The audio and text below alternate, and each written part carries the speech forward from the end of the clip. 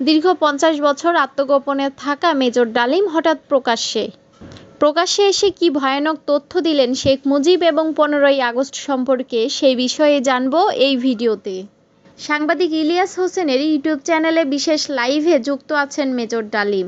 রবিবার বিশেষ লাইভে যুক্ত আছেন বীর মুক্তিযোদ্ধা মেজর ডালিম শিরোনামের এই লাইভে যুক্ত হয় প্রাক্তন এই সামরিক কর্মকর্তা। লাইভে এসে মেজর ডালিম বলেন, শেখ মুজিব মারা যায়নি, একটি সেনা অভ্যুত্থানে নিহত হয়েছেন। বাকশাল বিদায়ের পর কোটি কোটি মানুষ রাস্তায় নেমে এসে শুকরিয়া আদায় করেছেন।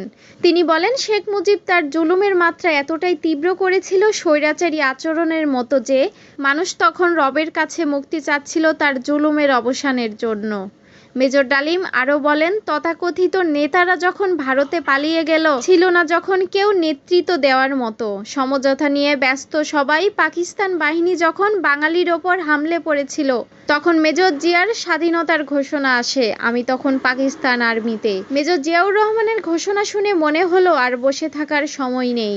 আমরা তখনই পাকিস্তানের বিরুদ্ধে যুদ্ধ নেমে গেলাম। শুরু হলো রক্তক্ষয়ী যুদ্ধ। দীর্ঘ ৯ মাস যুদ্ধের পর স্বাধীনতা লাভ করে বাংলাদেশ।